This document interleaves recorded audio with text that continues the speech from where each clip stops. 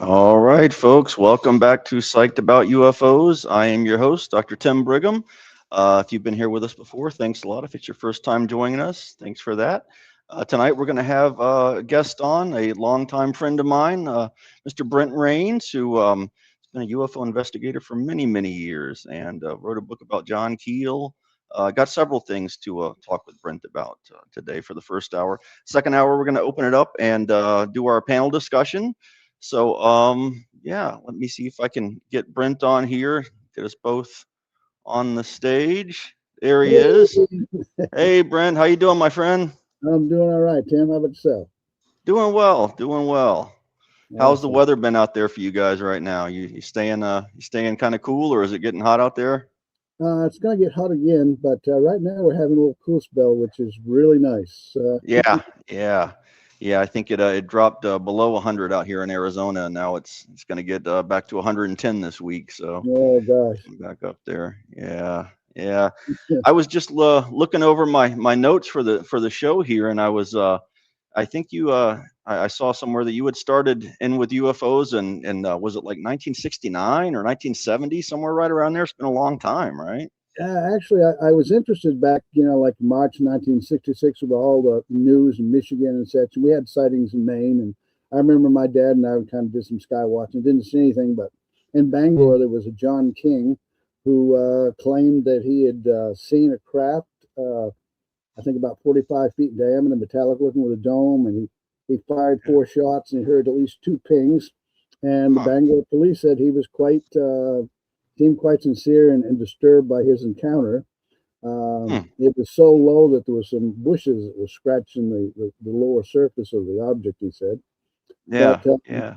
I was not planning to really get involved, but I was always interested in, outer space, astronomy, and all that kind of stuff at the time. And I remember a friend in school said, because I was only 14 at the time, and he says, let's start a UFO club. And I says, nah, that's not going to be any good. Somebody will figure this out before then. Right. Yeah. It won't be long, right? Yeah. Yeah. And then I jumped in January of '67 after reading Frank Everett's Flying Saucer Serious Business, and there's a lot of people that I think that book brought them in the field at that time. Sure. But anyway, that was interesting. Police officers, military people, and now we got this upsurge. Government's releasing files, and I see that. Can't help but I mentioned I've seen an interview with Dr. Phil McGraw. And we got to the White House, and they wanted him to see the latest release of files, and he's now all excited, and it made it sound like what we've been doing in the past. The news media would interview these country hicks who have been drinking and all this stuff, and getting anal probe, and I thought, man, we've done better than that. Yeah, I noticed he kind of immediately went to, what did he say? Well, you've only heard from the drunks before, or something like that. Yeah. It was now it's different. Yeah. It's and since we're I'm gonna add on our friend Jeff here, a UFO historian. Sure. If you don't mind, Brent, I know you said it was all right. We'd have Jeff jump on here and ask some questions as well. Hey. Yeah, I don't know if you guys have met before or not, but no, but no. I've worked with Richard Hayden on the Simonton case a lot, and he mentions Brett a lot. So okay, all right. Yeah, we're gonna reminds me, Brent, since one of the things I had written down was some Keel stuff. I mentioned this last show when Jeff was here, but saw in the news recently that the what they call the TNT area of where they had some of the Mothman sighting stuff. They're clearing that out, and they're going to turn it into a data center. So, oh really? Yeah. Wow. Yeah. Really? Seems like everything's going to be a data center in the future. Yeah, but I hadn't heard that. Wow. But how did you connect with Keel? What was your Well, I know you wrote the Keel book, which I'll show a photo of here in a second. But tell me about how you guys connected, or okay. Well, we connected. Actually, I had already been reading some of his articles in different magazines, and at the time, I was, I was still a teenager, and it was 1969, and there was a magazine out of St. Petersburg, Florida, called Saucer Scoop. Joanne Whitnore was the editor, and she was also the also co-writer of a number of articles and a couple of books with Brad Steiger, who's of course a UFO legend. And at the time he was public relations director. I told him I'd represent the state of Maine, which I was born and raised in. That's where it all started. But and anyway, Keel was running a series of articles at the time. About his research, investigations into UFOs and the things he was finding, and I thought it was quite interesting. It was a full spectrum of things that went beyond what Frank Edwards had presented, and I thought, okay, he put in a mailing address, so I just started writing him, and then he had a newsletter called Anomaly that he was putting out at the time. And what you had to do is, all you had to do was send an envelope with some postage on it, and he would send you the next issue, come out non-scheduled. But at the time, I had my own little magazine I started called Scientific Sauceritis Review. Sauceritis was like a disease, ITIS on the end. Some people thought I'm saying sauceritis, but actually it was sauceritis. I was going through microfiche, and I think back around 1947, there was some psychologist or somebody who took an armchair perspective on the UFO thing and said, I think these people are suffering a mental disease, I'll call it sauceritis. And sauceritis. I like that. I don't think I've heard that before. That's funny, though. Yeah. I hadn't seen it anywhere else, but I remember, catching it on microfiche there. And, a friend and I would go to the library or the newspaper office in Augusta, Maine, the Daily Kinetic Journal, and go in the evening and just use their microfiche. There was nobody else using it. And we'd go back to, different time periods where we knew there was activity, like the airship wave of 1909, 1910, and of course back in 1896, 97, and 1947, and just, collect all that information we could. And of course, one day there was one of the reporters there says, what is it you guys are doing anyway? So I told him about, our interest in UFOs, and we ended up doing 2 newspaper stories on me at the time. Okay. All right on. So anyway, I got obsessed with it pretty quick, and John Keel had this whole, the Mothman and all these other weird anomalous things going on. So I got quite interested in it, and we had some correspondence. I exchanged my magazine for his newsletter. In fact, when his first book, Operation Trojan Horse, came out in 1970, I think they couldn't fit it all the information, chapters he had, so they made it into a second book called Strange Creatures in Time and Space, which came out in paperback. And I discovered that he used some of the stuff out of my newsletter in his book. That's some cool. main cases, yeah. Right on. He didn't give me credit, but that's okay. Yeah. Does your newsletter, do you still have copies of that? I've never seen issues of it. I've never heard of it before. It'd be interesting to look at it again. Yeah, I've got some of it, bits and pieces and so on. Believe it or not, I had people like Lauren Coleman, who was my ABSM or Abominable Snowman consultant back then. Let's see, I got different people. I tried to get John Keel to be a consultant, put him on the front page, but he said no, he preferred to more, be on his own, not to commit to being any consultant for anybody. He was, he did his own thing. But anyway, yeah, I've got, I think I posted a few of the items on my Facebook page in the past. Yeah. But, yeah. Right. Yeah, if you find a set, you should scan them and make the whole set available, or Absolutely. Yeah. Was Keel, when you first when you were first, those earlier days, was he still a proponent of, whether you want to call it a 4D or an electromagnetic or a paranormal theory, or was he always along those kind of lines, or was he initially more of an extraterrestrial guy? I know in the beginning of 1966, I had read where he was, into the extraterrestrial, but he was, he just sold a book, a novel that had sold real well. So he had some money and he decided he was going to, he'd always been interested in UFOs. He claimed he'd had a sighting in Egypt back in 1954, where he saw this dome disc shaped object, metallic looking, hovering over a dam, and then it just took off. And when he was actually a young boy, let's see, it was when was that? It was 1937, so he would have been about 30 years old. I mean, 7 years old. And he said that he saw he and his mother and his stepfather were riding through somewhere in upstate New York, and they thought it was a barn on fire on this hilltop. And but instead of being a barn, all of a sudden it raised up in the air and it was a big round ball of light. And like the event in Egypt, it went up so far and then took off. So he'd had two sightings, and he wrote a lot of his articles for, like on his investigations, like in Saga's UFO Report or Saga magazine. Sometimes it was just in Saga itself. Yeah. But Saga magazine back in the day and Fate magazine, they were our sources of information. Because now you get the whole World Wide Web, and it's you can just go crazy with it all. Yeah.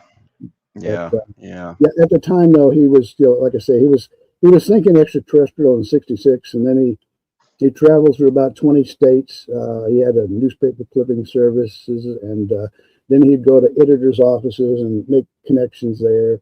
And then they would, he said a lot of editors would send him stories and things and cases or whatever from, they had collected. And so, and he decided after a time that, there were some very strange, anomalous things.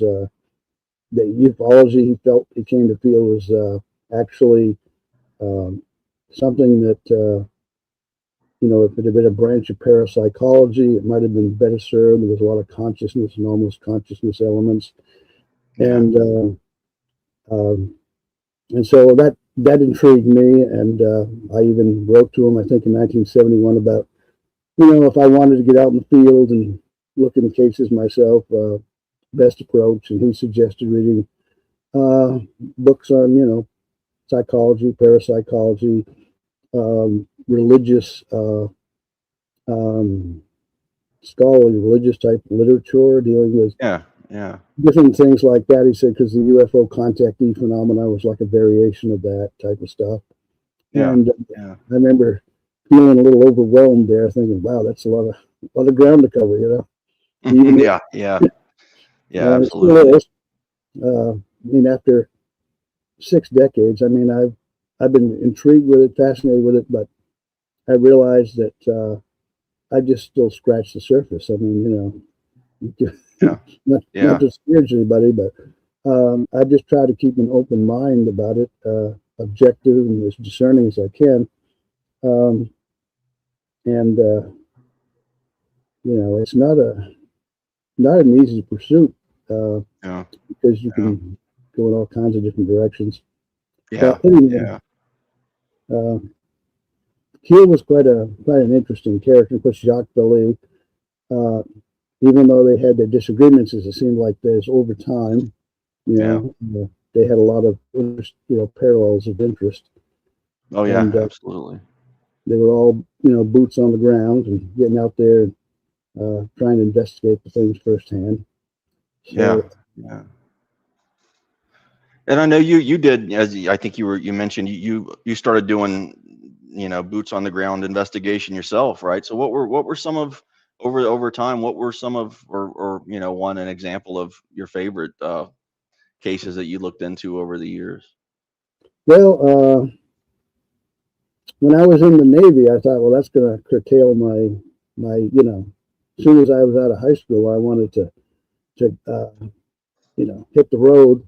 Yeah. But I settled for 2 years of active duty aboard the USS Paul, a D-1080 destroyer escort, and I went to Vietnam and the Red Sea and different places. And I thought, well, that's, there's 2 years are going to be blown. But it turned out I ended up on in Mayport, Florida, naval base. My ship came home ported there.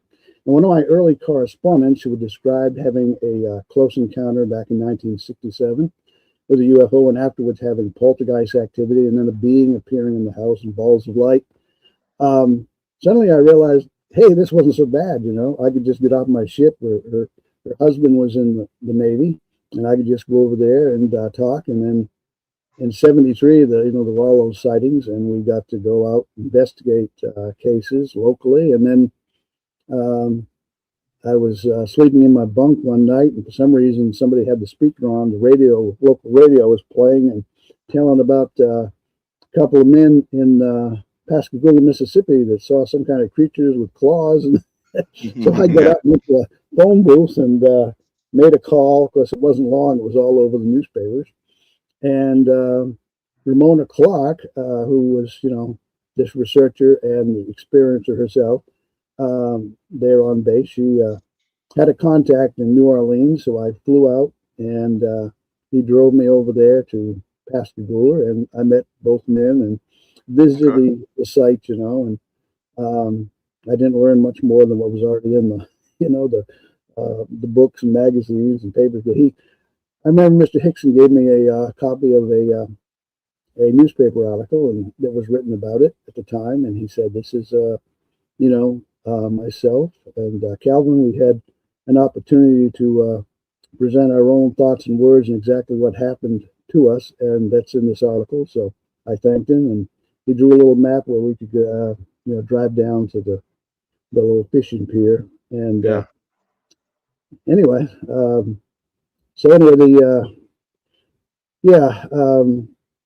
and when I got out of the Navy, active duty, I still had reserve duty to do, but I traveled, got my car, I'd saved up some money, and I traveled.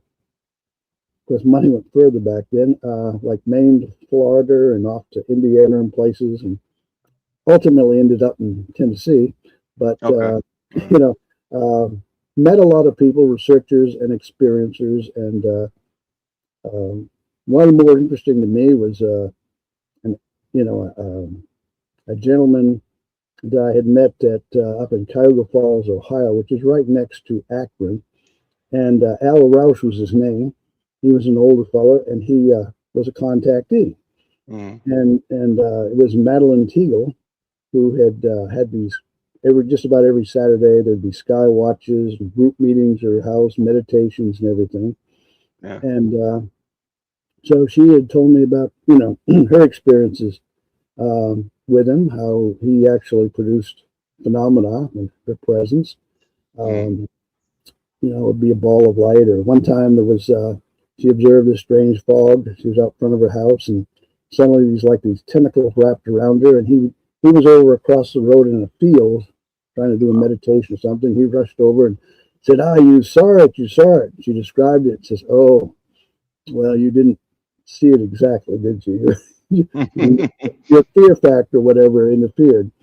But later she saw this thing in the sky, this being, and I think he rushed over and realized some way it communicated to him. He said that she'd seen it, and she described it. Says, "Yep, that's it. Yeah."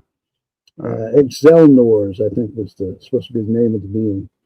But and then she introduced, and there was also Larry Moyers, a respected MUFON investigator in Ohio, and he lived in Akron, and he had a number of experiences, and one of them was with this Al Rouse. They were at he and some others were at a park up in Cleveland, Ohio, and it was raining, and they had their raincoats on, and they were walking along. There was a bush nearby that had three kind of oval-shaped but transparent objects just nestled within this bush. And he said, I couldn't I couldn't stand it. I wanted to touch him. He says, I jumped into the bush and I touched him. And he says, as soon as I did, they just disappeared. And he'd had another experience where some woman had a encounter and was supposedly having telepathic contact with these intelligences. And he said that in the middle of the night, I think the husband called and said, my wife wants you to come up and they want to show you something. And he says, well, I got to go to work in the morning. Can it wait later? It says, no, you got to come now. So he said, okay. So I said, I got dressed and got in the car, drove about 25 or 30 miles up in the country where they lived, and said she put him in the bedroom, told him to sit there and just look out the window, turned out the light and left. Wow. And he said, I was thinking, what on earth am I doing here? This is ridiculous. I mean, I need to be at home sleeping for tomorrow. And then he said, all of a sudden I saw this luminous ring type thing, and it was flying around circling this tree. And then I think it was, she came in and excited and says, what did you think? You know, and he says, I don't know what to think. But he said, he told me, I said, he said, he kind of thought of it was maybe like those other three lights that he saw, that there was something like a holographic projection or something. But he described how, you know, I think at Madeline's that they were doing Skywatch, and they would do like automatic writing and predict that at 3 o'clock or something, there was going to be this fireball coming in from a certain direction. And he said at 3 o'clock, it would happen, you know. And then there was one time that I think, you know, he used to do hypnosis, and I don't know if it was him doing the hypnosis, but I think it might have been someone under hypnosis said that him and a lady named Frances need to go out front lawn, and they would put in an appearance. And he said we went out and just over the ground with two lights that come along, and then went over by a tree and just blinked out, you know. So again, kind of a projection or something like that. Yeah. And then Madeline introduced me to a Native American medicine man over in Pennsylvania that she had seen produce phenomena. One time he was doing a rain dance and with some kids, and it had been the area had been without rain for quite a while. And all of a sudden it started raining, and she says she went outside and just heard all the excitement. And there was these beings in the sky. I said one was kind of like a half man and half eagle type figure. Anyway, I started corresponding with that guy over in Pennsylvania, medicine man, and a contactee. He claimed that the Udusqua, the beings of his traditions, had actually come into his home one time. They were real tall, and they bent over in order to come inside the door, and they introduced themselves. And the wife drew me on an envelope what the object looked like. They called it a fire canoe, but it was kind of like a spaceship type thing with flames coming off the sides and the bottom. But you know, so anyway, my wife is part Native American, Cherokee, and I was taking her up to see my parents up in Maine before we got married, and I had already been at his house once before, but we got there with him. We had lunch with him, and then he said, and he was an older fella, said, "We are going to." Went into the living room. Says, "Now we have a powwow." I just kind of smirked at that. I thought, "Oh, okay, sure." And so we Joe and I sat on the divan, and he was in an armchair across from us, and he lit up a pipe with his tobacco. And I was feeling very relaxed, and I closed my eyes thinking, yeah, maybe I'll have a vision or something, you know. Joan, meanwhile, didn't close her eyes. I wish I hadn't, but she said that when he was smoking his pipe, that the smoke suddenly went out like horizontally on both directions and then came back together. And then it did it vertically up and down, and then came back together. Then it did horizontal again. She doesn't know how many times, but several times. And then it was like there was a circle of smoke, a tunnel of smoke between her and Chief Lightfoot. And she said that, that just kind of broke the spell. And unbelievably, we went up to Maine. It was about 2 or 3 days before I said something to her, I think about, that was kind of unusual that, when we were doing that powwow. And then she told me her experience, and I thought, well, it was more unusual than I thought. Yeah. But, interesting. You mentioned that's kind of a common thing you sometimes hear in UFO cases of people not immediately mentioning or talking about the unusual aspects of what was going on. But, it just seemed kind of strange. And in fact, at one point, she was talking about this recently, that we're on the way up to Maine. We stopped, and there was wind blowing through the trees. And she commented that still feel his presence. But even at that, didn't mention about, the strange thing with the smoke. But anyway, and he had some really fascinating stories. I told when he was a boy, his Uncle Tall Willow and him were out walking, and they were going up this mountain, and there was like a giant rattlesnake. And of course, rattlesnake is part of his totem. And he said it was 150 feet long. Okay.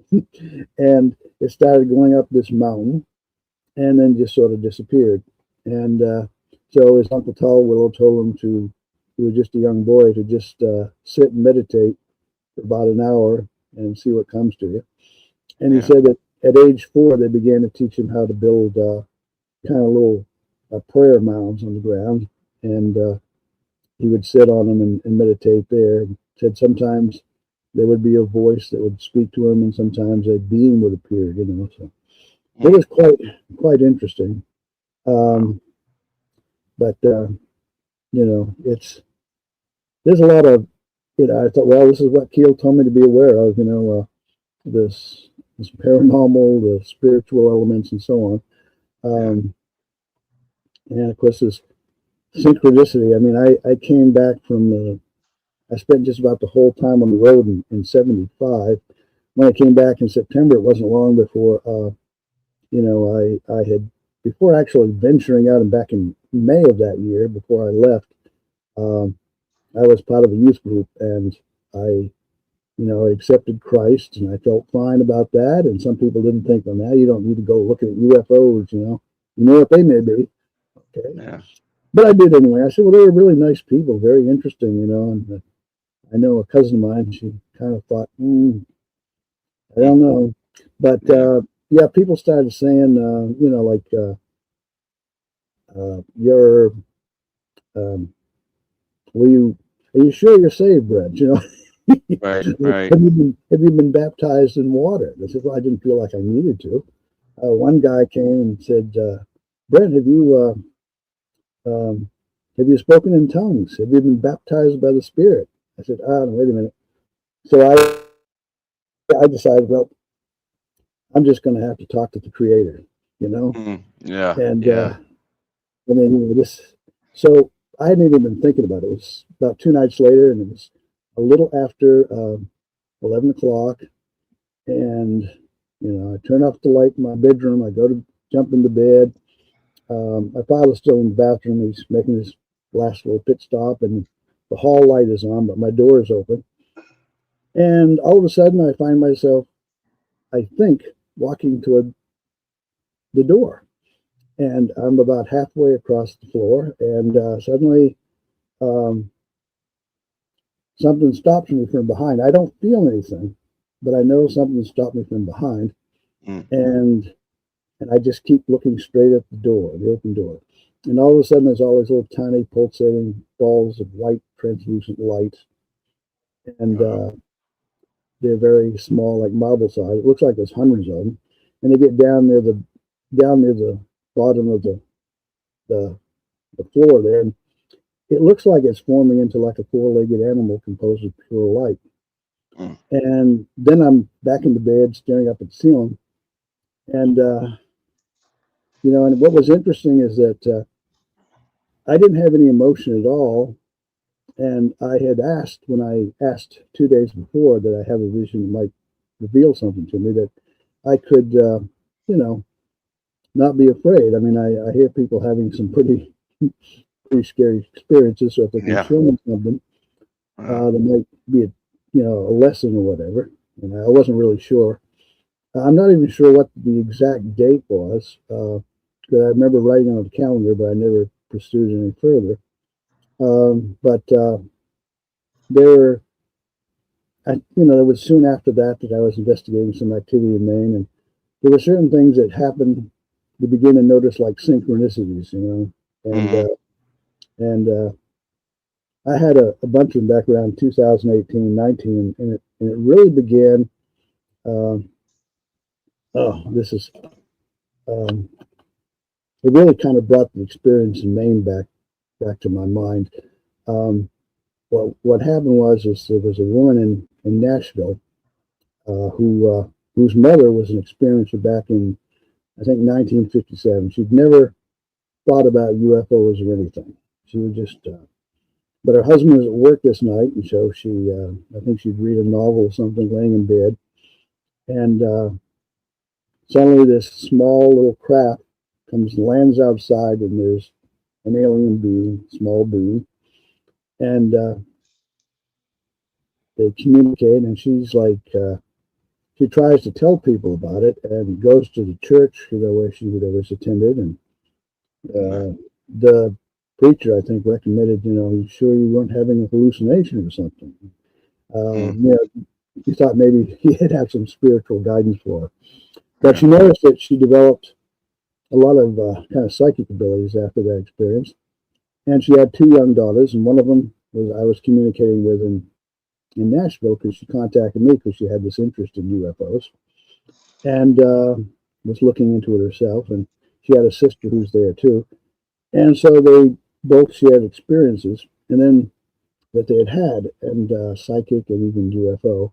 Although this particular woman that I was in touch with most, she didn't really have that much UFO experience. They were mostly psychic. But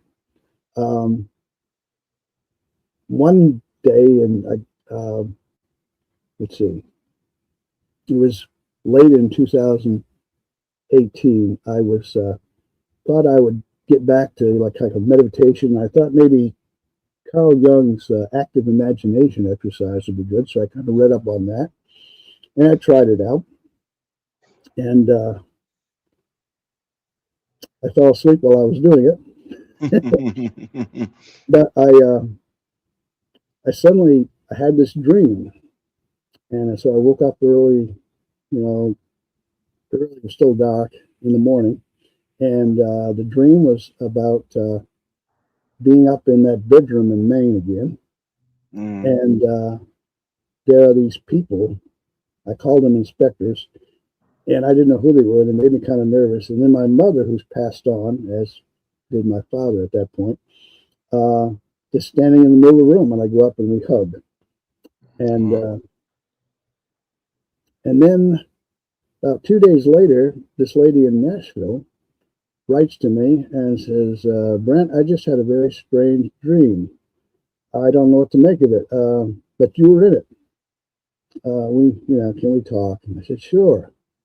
So without telling her, she has a dream that I came to her house, and her mother, who was also passed away, was there and was telling me things, although we had never met. She was passed on at the time I had any connection with her daughter. So anyway, she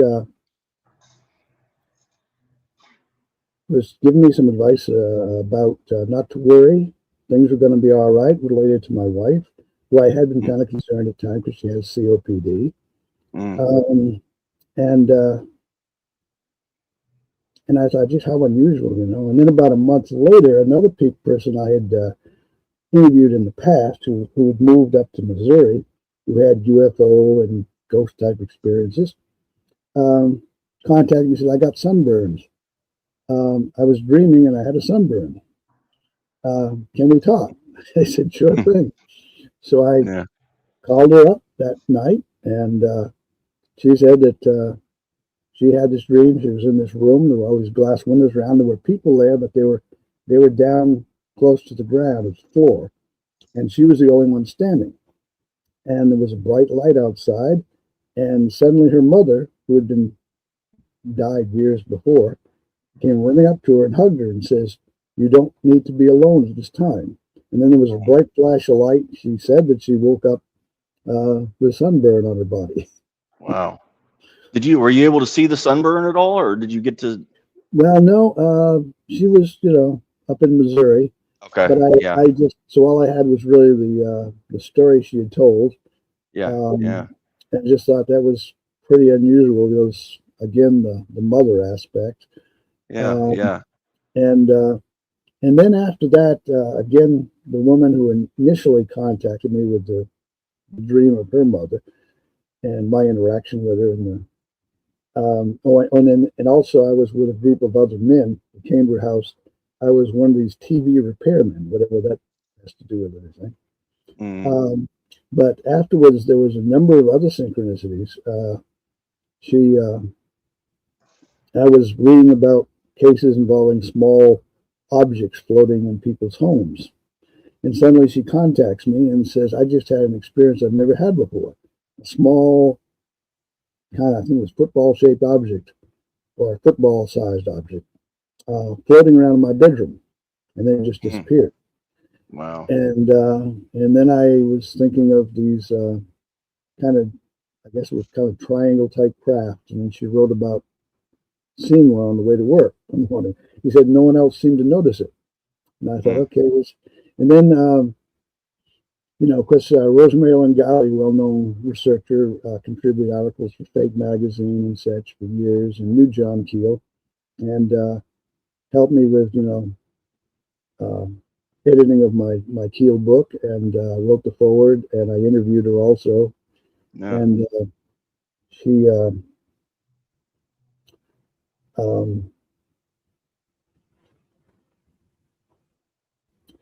well, she had cancer. She wasn't letting it be known to a whole lot of people. I was told on the side at first.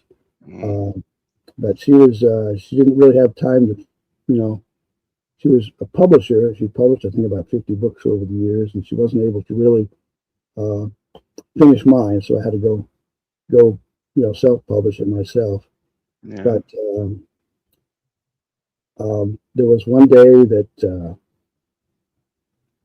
this woman in Nashville told me, "Brent, I have a mirror that I use to sometimes see and contact spirits, and your friend Rosemary appeared in it recently. And I think she's trying to reach you." So I knew some friends of Rosemary's who lived up in Ohio who would get with her and did investigations with her, and had known her for about 9 years. And the wife was kind of like a psychic medium. And so I asked him, "Has anything been going on, since Rosemary passed away? Anything paranormal, whatever?" He and his wife said, "Yeah, they've been having experiences." He claimed that she had appeared to him in his office.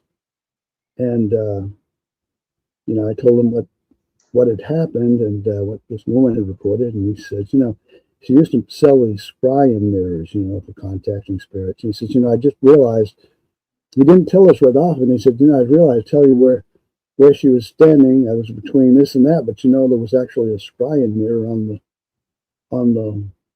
the shelf behind her. And you said your friend saw her in this mirror that she uses, like a psychomantium, community with spirits." And then one day, my wife and I were on our way to Lawrenceburg. It's about 30 miles away to the east of us. And on the way, we had not seen an eagle for a long time, but there was an eagle on the side of the road. And I get home, and then,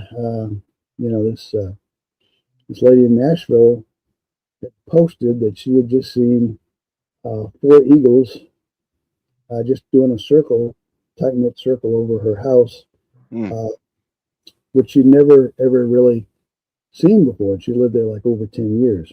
Yeah. Yeah. And immediately I realized, I had a friend who was a Native American out in California. I interviewed him about a year before, and he'd sent me a book about animal signs and such, Mm. and synchronicities and so on, and Native American ways. And he'd had a UFO experience where there were like four eagles, close together, circling around, and it was a humming sound, and then they'd become UFOs. And this went on for a while, and he consulted a medicine man who told him that the space people were going to contact you. And he was like, "No, don't tell me that garbage. I'm a college-educated Indian. I'm not going to go for this." Right. Yeah. Yeah. And then he said around his birthday in March, he said that he had the dream again, and then it ended, but the humming sound was still there. And he got out of bed and he went into the living room, and outside the picture window was a flying saucer, just, a classic flying saucer hovering there. And he's standing there looking at it, and then, pow, there's a bright flashlight, and he finds himself aboard a UFO. Oh. And I thought, okay, I had kind of dragged my feet about getting back with him, doing another interview about, he'd sent me this book about, spirit animals and signs and such. I thought, this happened by coincidence. She hadn't seen anything like this before. I hadn't. So I got online and found out he'd passed away. So, so then I went back, and I've been reading bits and parts of the book ever since to see what I missed, Right. Yeah. I just Yeah. involved in other areas. And Hey, you mentioned sorry, go ahead. Oh no, you go ahead. I was just you mentioned the word psychomantium, and Greg Little had suggested I ask you about, you had done some stuff he said within a psychomantium, and Well, I should ask you about it. Yeah. Oh yeah, he had an arrangement there at his home over in Memphis years ago, a psychomantium he had constructed. And he would see, like, I think, like a cave area with, like, you could hear, like, I think, dropping of water, like, on the floor of the cave or whatever. And as I remember, and he said, I wished I had thought to have tried to tape record it or videotape it, to make sure, that this was objective or not. But yeah, I brought a Native American friend over, and she claimed that she had seen a person in the mirror. Yeah. As far as the psychomania, he'd gotten was Raymond Moody, who wrote a book on, not just near-death experiences, but the psychic man, the psychomantium, however you pronounce it, that he had built and shared with people, Yeah. And some people had pretty profound experiences. And I know somebody wrote Greg about seeing kind of like alien figures in his psychomantium or mirror or something like that. Mm. So anyway, another rabbit hole to dive into. Yeah. But Jeff, I don't want to leave you out. You got any questions while I'm looking over my notes here? No, I was just, maybe you guys can help me out because I'm drawing a blank here. When he was telling this story of some of these telepathic communications people were getting, it reminded me of a case of an abductee, I believe, where they were told like a friend or a relative of theirs had just died. Like they got that message, and then it came to turn out that somebody had just died, like a friend or relative did just die. They found out like the next day. Does anybody remember what case that was? I think it might have been Rita Malley, a woman up in Ithaca, New York, back in December of '67. Right. Yeah, thank you. Yeah, wow, Lloyd Malley. Yeah, amazing knowledge. Yeah, there was I think it was a 2-part article that Lloyd Mallon wrote for Science and Mechanics years ago, and I have a case where a woman wrote to me from Kentucky, and she wrote quite a number of times and described about an experience she had when she was about 5 years old. She was out behind her house in a field playing, and this guy in a silver suit walked up to her, and he had a little box, and he wanted her to hold this thing like an ink pen, and he was checking his box. She had been ill just before that. He wanted to make sure, he said, that she was all right. He looked at the box, had some kind of electronic thing, and said, "Okay, you're okay. took back the little pin-shaped thing, and then walked away.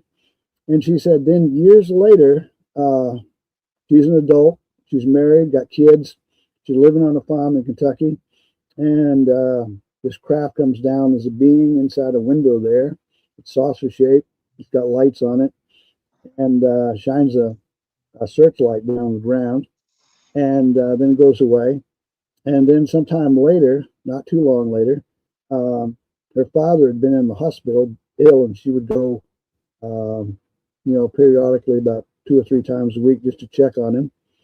And then one night, this guy comes in to her room, and there's a light on both sides of the, she's in the corner of the house, and on both sides of the room, there's windows where there's lights outside, and she can see that it's the same man she saw when she was 5. And what I found interesting is she said, he hadn't changed at all since I was a little girl, and said that he told me that everything was going to be all right, that my father had passed away, and he just wanted, and then about a few minutes later, the phone rang, and she was, notified that that in fact was true, Wow. And so that was, and I remember telling Greg at the time, and we talked about maybe going out to interview her, which we never did do, but I did correspond with her quite a bit, and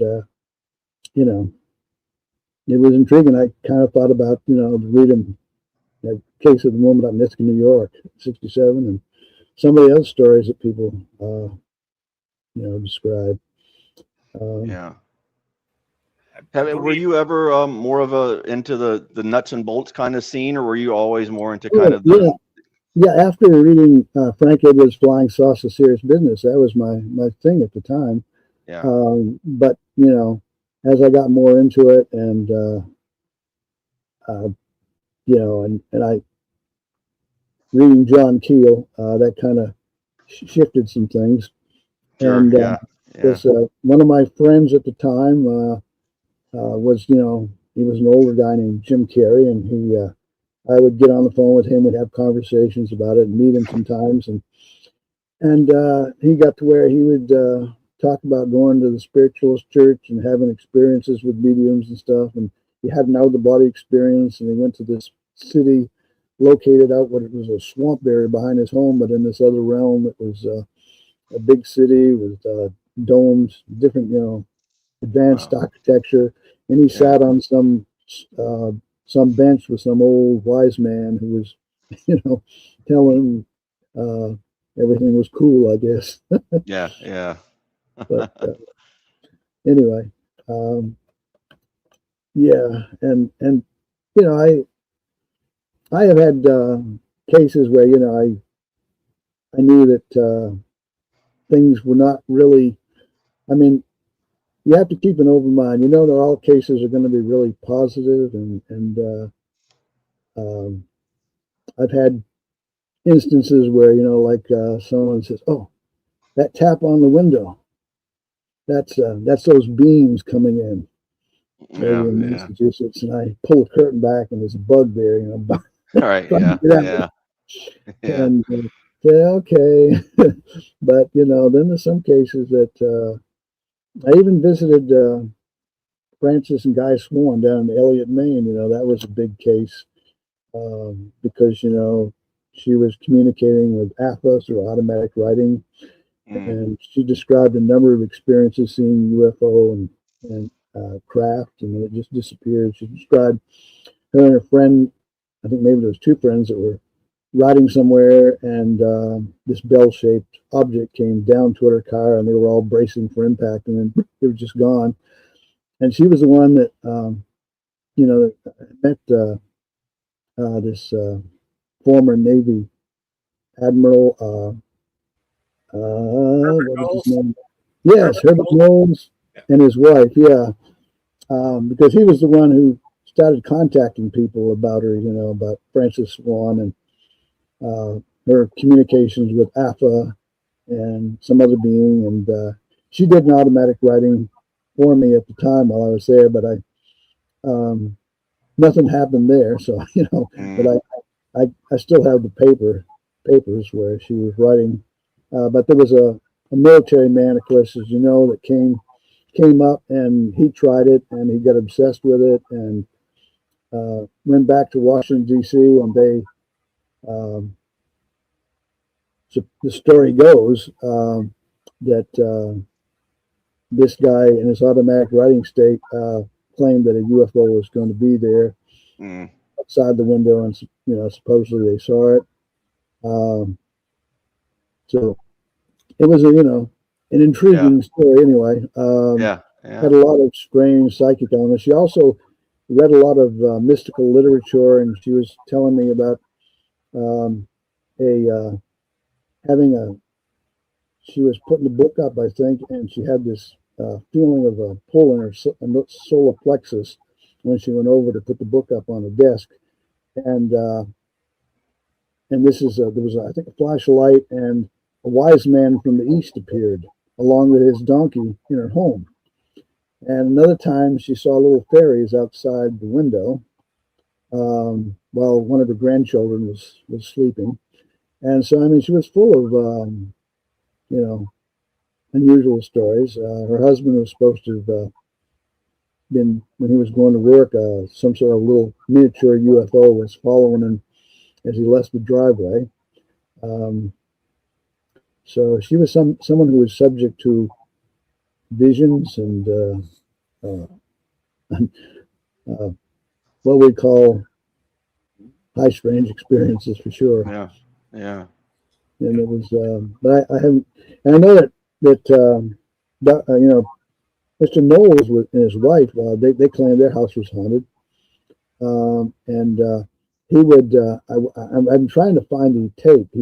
I recorded this recording he made. He picked up a guy, he would pick up hitchhikers and ask them about UFOs. Whenever he had an opportunity to be out somewhere, ask somebody, have you ever seen a UFO? And this young man told him about, he was taken aboard a UFO, and they shrunk his car down to the size of a toy. And so a friend of mine up in Maine said, I saw you wrote that. Can you get the, can you find that tape? So I've been looking for it. I've got a lot of old cassette tapes, and I don't know how good shape they're in now, some of them, but I told him if I find it, I'll let you know. And I see he's writing an article on Francis Swan case for Fate magazine, and he let me review it. And I said, "Oh, it looks good." And he mentioned about my conversations with him, things, and so I thought you were gonna ask if he still had the car that was shrunk down, like a little micro car. He still kept the Matchbox car or something. Right? I assume that when he left the craft, they put it back to the right size, back to regular size. Yeah. Well, that's kind of like the things that other people have described,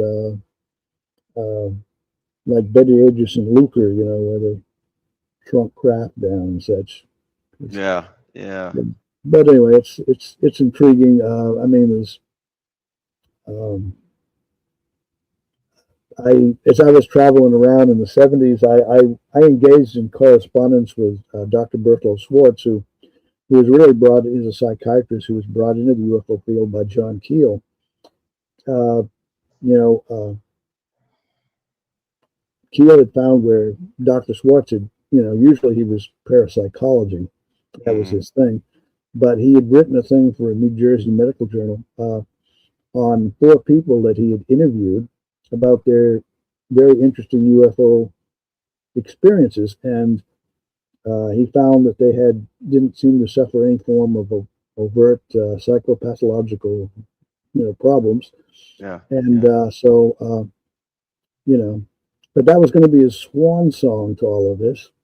And well, anyway, as it turned out, Keel contacted him. They got together, and Keel introduced him to Charles Bowen of Flying Saucer Review in London, England, which was quite a popular magazine back at the time. People were contributing all kinds of cases they were working on all over the world, and then eventually he started going around interviewing people, investigating, and I was introduced to him. So I corresponded with him from 73 till he passed away in 2010. 10.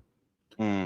And he would, I've got his is it psychodynamic UFO book? I think I've got that. That's a great book. Yeah. yeah, 2 volume, over 500 pages. And yeah, I was following his guidance sometimes, like when I was traveling. He recommend I go and interview um, Jackie Booth up in Avon Lake, Ohio, who had the, alien type UFO type experiences, psychic.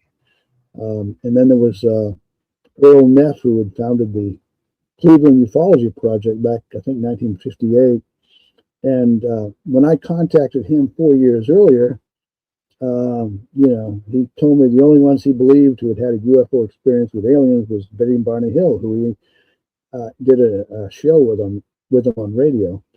And said, everyone else, if I give them enough rope, they'll hang themselves.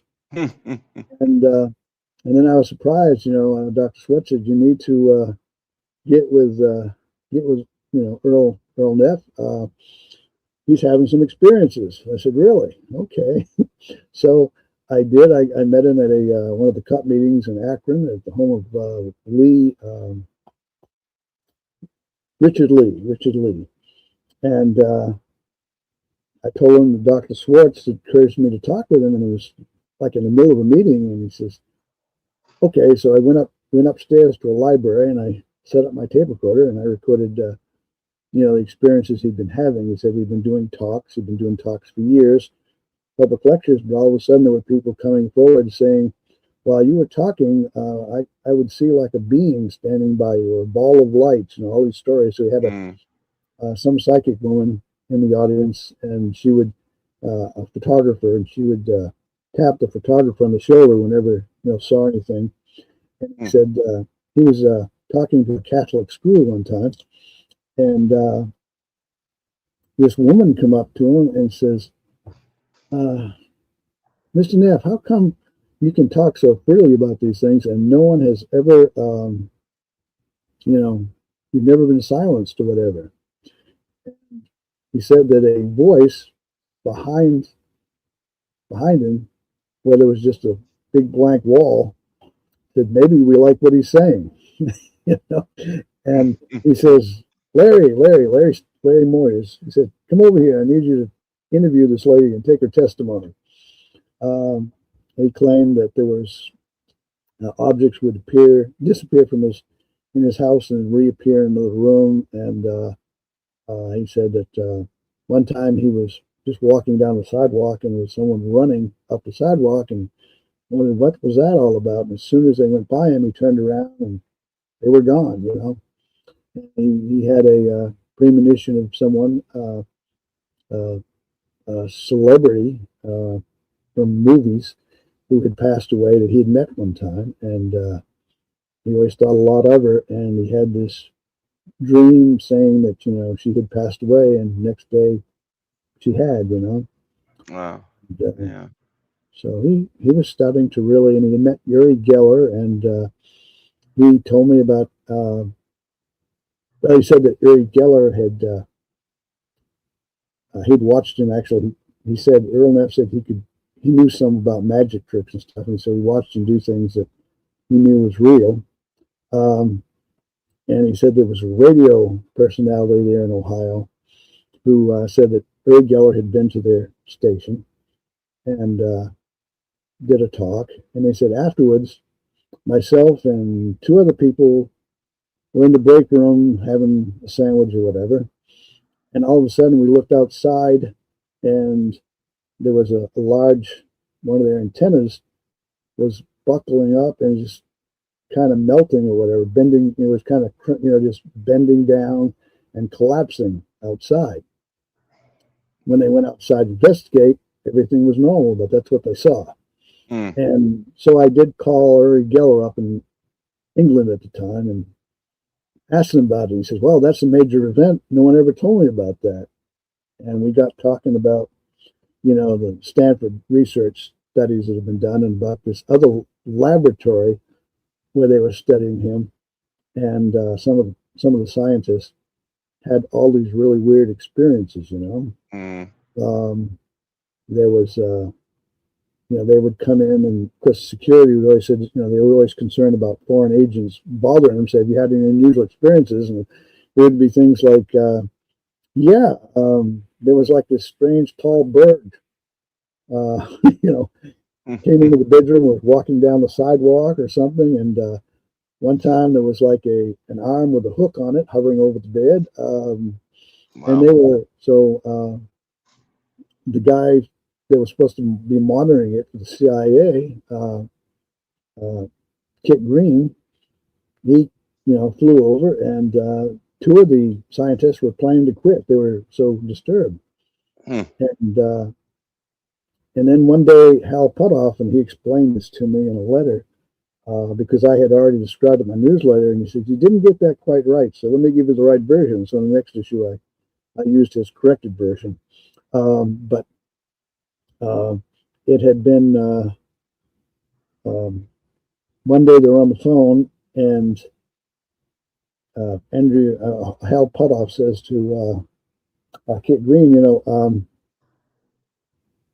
Eric Geller says he can see things from a distance. And Kit Green supposedly said, "No, he can't. No, I don't believe it." And so he says, "Well, let's do an experiment." He's game. Okay. So he's going to describe what's in your room, where you are right now. And so in the version that I read in the book, Uri Geller got on the phone. He says, no, I was on the phone. I did not want to let Uri Geller on the phone. I didn't want any, I knew how I wanted to word it, present it to Kit Green. So anyway, he was describing a book that was laying on the desk in front of Kit Green, and the description was quite accurate. So later on, Kit Green is at his house, and he's getting ready to do an experiment again with Uri Geller, just between him and Uri this time. And he's got an envelope with pictures in it, and he wants to see if Uri can see him. But before that happens, what happens is Uri gets excited, as only Uri can do. He says, there's you have a pet that has just knocked over a lamp in one of your rooms, and he's describing the scene. And he says, "I'm not aware of anything, but I'll get out and check." And just as Uri Geller had described, there was the scene of the lamp that was falling over on the floor, and the dog. And so anyway, it's it's intriguing, the different kind of stories and things that wide variety of interesting stuff that somehow is often interrelated, maybe, I guess, right? But yeah, and then of course, when I first got in this field, I always, people would say, "Have you had any experiences?" I say, "Nope, no, I'm just a researcher." But now I've had, these unusual things that happen to me. Certainly not as spectacular as a lot of what other people describe, but just enough to let me know. We used to have a sweat lodge behind our house here, Native American sweat lodge, do ceremonies. We had, things going on there. I woke up, before I went to sleep, over here in the corner of the west wall, I had a dresser, and on top of it, I noticed this Indian blanket, Native American Indian blanket, and it was like it was draped over something. And I thought, well, I don't remember that. And I thought of getting up and going to it, and I got to thinking about the Cherokee Little People, and I decided it's just a blanket. So I turned off the light. The next morning, the sun's coming in the window, and I just happened to look over at the dresser, and there was no Indian blanket. Oh, you got me on that one. I kicked myself, and I thought, okay, I am just, I blew that opportunity, I guess. There might have been else to do. So then maybe you made a wise decision, maybe it was the better decision. I had a second chance. It happened again. About 5 weeks later, and I got it written down in my journal. I woke up for some reason around 2:00 in the morning, 2:30, and I wasn't looking for this, but I noticed, I turned on the light, and lo and behold, the blanket was back on the dresser.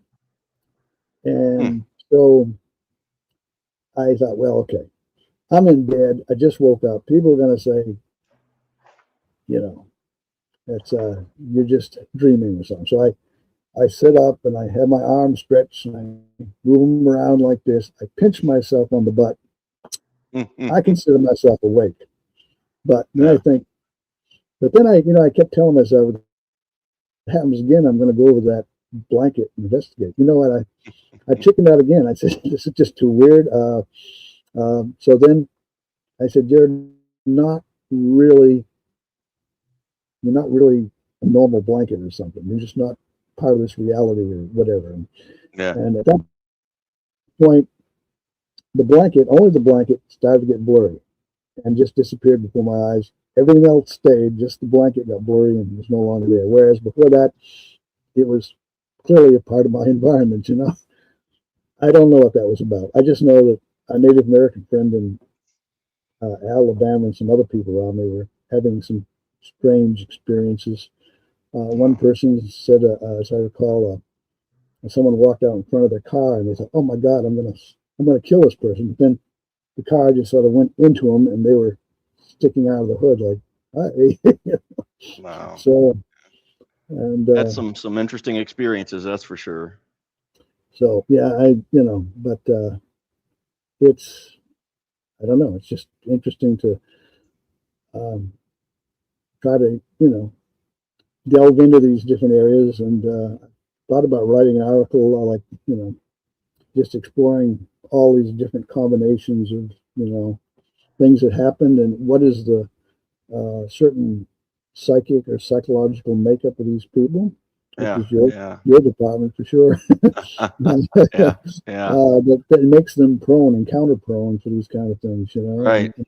What do you do with that? I mean, some people are going to just dismiss it and say, well, there's nothing to it. They just, But on the other hand, I know that Dr. Schwartz and others, and and of course, I love Jeff Mishlove and his all his guests, and he dares to, even as a psychologist, to invite all these people on his New Thinking Aloud shows, and it's quite interesting. I think I was finally able to track down, well, not me, but somebody else. Berthold Schwartz had written some articles about like the Stella Lansing case that were published in some medical journals, like some dental psychometric journal or whatever. And I, for years, had looked for copies of those articles, but they've been uploaded to Internet Archive through like their microfiche of like old medical journals. And so we finally got copies of those just like a month or two ago. So I still need to read them, but I've been looking for them. I'd love to see that too. Well, I'll tell you my experience with Stella Lansing. She had some unusual experiences. I think I remember Dr. Schwartz's first visit with her.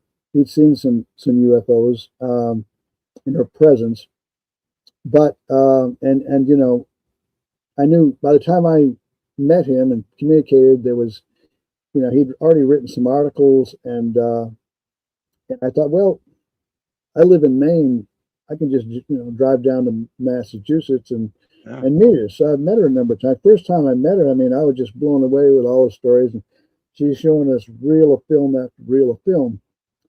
And then my friend Jim Kerr and I, we drove back that night back to Maine, and he dropped me off at my house in Hollowell.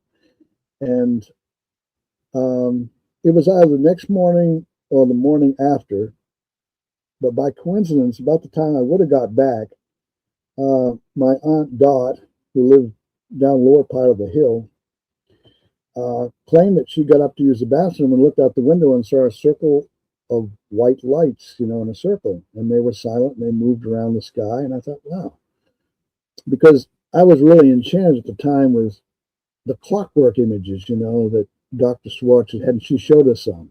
And so anyway, they looked kind of like luminous dials in a clock, and they would overlap frames, and Dr. Schwartz would say, violating the laws of time and space. And we had consulted with different people familiar with film and such. I even started doing that locally here, but then I contacted Kodak, who who developed the film. And I started getting it myself, so I was getting really concerned, and and mine were all toward the end of the reel. Now, with Stella, she claimed that they weren't always all to the end of the reel, but Dr. Schwartz had already published a lot of this. I kept on writing people. They said maybe it's a lens flare. No, not a lens flare. Maybe it's this and that, static electricity. And finally, I talked to someone who was part of the developing technician. He says, what we do is we have these little rivets and we attach them to the end of each of the 50-foot Super 8 millimeter, pieces of film. And we went through development vat. And so I got my I got my reels out, which I got them up here on the shelf, and I looked at it, and it's imprinted on one side, but it's not imprinted on the other. And I think, okay, that's because it was attached to another one. Right. Rivets. Right. By the time I contacted them, they didn't have any rivets they could spare, they said. But I contacted Dr. Schwartz about it, and he said, interesting, but even when he wrote later about this, he never mentioned what I had found. And I thought, man, I respect him in a lot of areas, but I always thought it was just wrong that he hadn't pursued any further. What he did, though, was he contacted Stella Lansing, who called me up a little bit irritated with me and says, I could have told you about Kodak. She got a little irritated. But, it's... I see we got Matt here on the getting ready to come up. By the way, I'm gonna bring him up, and I know you said you had to take off, Brent. You're welcome to stay on. I appreciate you coming on with us, but I know you said you had some other stuff to do. Yeah, I got the next issue of Alternate Perception come out. I got an article I got to write for somebody. So I didn't even think to bring up Alternate Perceptions mag. I should have. Let me see if I can share my screen real quick here and. Well, you can find Richard Hyden's article on Simonton that he did with Brand, I believe, in AP Mag. Yeah, that was a few years ago. He's still working on it. Some things I got off the internet were incorrect. His wife's name and some things. So we're going to redo it, and I'm still waiting for him. He's really gone a deep dive into contacting all kinds of people and trying to really get a whole big story on that pulled together. Yeah, he was trying to track down a source that, like a newspaper article that had claimed that the pancake piece had burned in the fire. And like I looked through all the paper. I've got like 30 plus newspaper articles on the case spread over like 3 decades in my post about the case. And like I found articles about the fire, about his house burning down, but none of them actually mentioning that. And so he doesn't know if it's just something that he fabricated in his own mind, but it sounds familiar to me too, but we just can't find the source for it. Oh, man. Yeah. I think, ever since the article a few years ago, he's been working to try. And then I said, as soon as we get that done, we'll just delete the old one and just put this one in. But anyway, well, if anyone has any other questions, I appreciate it. I enjoyed talking to all of you, but I do need to. Brent, thanks for coming on, man. We'll have to do it again sometime for sure. All righty. Well, enjoy talking to you. You take care of yourself. All right. Thank you very much. Bye, guys. All right. I'm going to bring Osnap up, and I'm going to take a quick break here, let you guys chat for a minute while I check in on the pets. So you got to bribe them with treats for the next hour. Yeah, exactly. I'll be right back. There he is. It's the Brain Trust. Everybody's here now. Hey, gang. What? Wait. So that story he told about the blanket. What exactly happened there? I'm not sure. I was like, wait, what happened exactly? Yeah, that's when I got just distracted. Like sometimes when, like he mentioned, he was talking about the telepathic communication, and then like that one case, I just like it was like a bee in my bonnet. I couldn't remember what the lady's name was. And so I was just trying to like Google my own Twitter feed, like died, passed away. Damn it. What's the right keyword? And I just couldn't find anything. And then, so I was kind of distracted briefly there. I didn't hear all of that story. Yeah, that was pretty interesting. I was like, whoa, this sounds crazy. And it was so Yeah, casual. it's surprising how many, how to say this, there's so many people that are not just nuts and bolts, I guess, throughout the years, right? There's always been kind of a counterpart to just the nuts and bolts stuff. And I think there's not really even much in terms of people who are nuts and bolts UFO folks left anymore, really. But I mean, because really to be nuts and bolts, you need something nuts and bolts to really look at and work on, All right. A little hard to come by. Yeah, so without that forthcoming, we've had to move on to alternate explanations and theories. But there was always all these other theories, like, there's, not just Keel stuff, like Alan Greenwood had something he called the alternate reality theory, which is kind of similar, all these kind of like projections, perhaps from kind of like a different realm. And Jose Cuerva, I'm probably butchering his last name, has got his distortion theory, and they all just kind of, I think, developed after people realized like a real ship, something real nuts and bolts isn't coming about. So we've got to start to look elsewhere. And some of these cases are just too weird to be nuts and bolts, aliens visiting from another place. Yeah. And so you have to come up with alternate explanations to explain just the high strangeness and absurdity of some of these kind of cases out there. Yeah, I remember even Valet had said, if you even assumed that any percentage of the reported sightings are legitimate, it would be so numerous, we'd have thousands of these intergalactic craft flying around our skies every day that would be almost, scientifically not needed or foolish or whatever, you want to. But let me see, guys. I did get the box here with the God helmet, with the Persinger stuff in it. Yeah, I'm gonna see if I can connect my phone camera so I can use it. I don't know. Let's see if I can connect from my phone. But yeah. God molecule. Don't need the helmet, Yeah, right. Yeah, that's the other way these days, right? And here's another. This is just a little note I had written down at the end of my topics list for this week. I don't know why. I can't remember why this came up, but now's as good a time as any, I guess. Did any of you guys read that old Kevin Randall book he wrote called The October Scenario? No. You guys remember that? Mm-mm. It was a book Kevin Randall had written. Did you? Okay. And it's been a while since I read it, but he basically, I'm trying to remember, he had this kind of interesting or / odd argument that the only UFO encounters that were legitimate were the ones that occurred in October of 1973, if I remember. And I'm guessing he just chose that because, yeah. Well, there was that was when there was the big flap, the 73 flap that Ted Blocher and David Webb have their book on the 1973, the humanoid kind of flap. That's because we got the Pascagoula and all these other cases that were popping out like that month. So, but why you would argue only those cases are valid, I don't know. Right. All right. I was going to comment on the intersection of like kind of the Tim can't occult and nuts and bolts.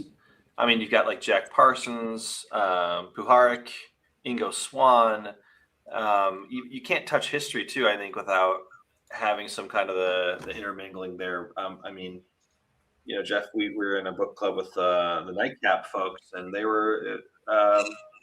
It started from folks that were supporting George Adamski and stuff, and like some of the experiencer folks. You can't escape it. So it's always been kind of intertwined, and it's really interesting to see like the prestige of the people. Even he was mentioned like Puthoff and stuff like that. People who have credentials who then dabble in those other aspects. Hynek, like my dad in that age, grew up reading Fate magazine and all the occult stuff, and it always stuck with him. Well, there's a paper, a study, and God, I can't remember the guy's name though, but they basically looked at early like flying saucer culture and these kind of conferences and the UFO conferences they would have back in the day. And they talked about how it really was an open circus to draw the amount of people you need and to be financially feasible. These various flying saucer groups like had to embrace like the new age, the occult, and all these other weird kind of things that weren't necessarily flying saucer related. And so you got like a whole group of people like together that really their only kind of like commonality is that they like believe in the fringe of some kind. Yeah. And that's an interesting perspective, right? You can't get enough just nuts and bolts UFO people unless you widen the audience out to all kinds of other, perspectives or whatever. But I got the box open here. I can't get my phone to connect as another camera, so we'll just. Oh wow, this is interesting. It's a cap. Look at that. Okay, first I got the Windows CD, so you got to figure out how to. I don't know. I thought I can't think of anywhere, even at my workplace, that I have a CD drive anymore. So I'm gonna have to find an actual CD drive. I can get like one for $20-$30 on Amazon or something. Okay. USB one that you can just plug in. My staff office, my team office might have a CD drive in there, but look at this is the cap with the what? With the electro placements. Yeah, it's like a saw. Yeah. Most of them are soft caps. I know, other than the ones they made out of the moped helmets, right? Yeah, like I was expecting like a baseball hat. I don't know. Yeah, I've got to figure out. I think he said a couple of the electrodes need to be reconnected, so I'll have to. And so, what was this thing supposedly used for exactly? This is a version of what Michael Persinger in Canada was using on. There were a lot of documentaries, and I guess probably right around the year 2000, where they were showing, especially UFO documentaries, they would say, here's a possible explanation, the God helmet, as presented by Canadian neuroscientist Michael Persinger. And it would have these magnets that will pulse supposedly into your inner temporal lobe, which is argued to create a sense of presence, supposedly may be responsible for why people would experience, the word of God or sensing that there's another being in the room or something like that, right? But I just don't see how you can get with a small setup like that, the kind of magnetic fields necessary, like the kind of stuff you would get with like transcranial magnetic simulation. Right. Yeah. And that's I think the difficulty, right, is I don't think that those kind of small magnets would get. I don't know if they'd even get through your skull, much less all the way down into the innermost part of your brain, right? If they reach the outermost, maybe. But somebody said, pull the Velcro ring off the hat. Yeah, I got the Velcro. I got the little. There's a little little thing on there. Well, I volunteer my brain for any wave testing that people want. Wow. So yeah.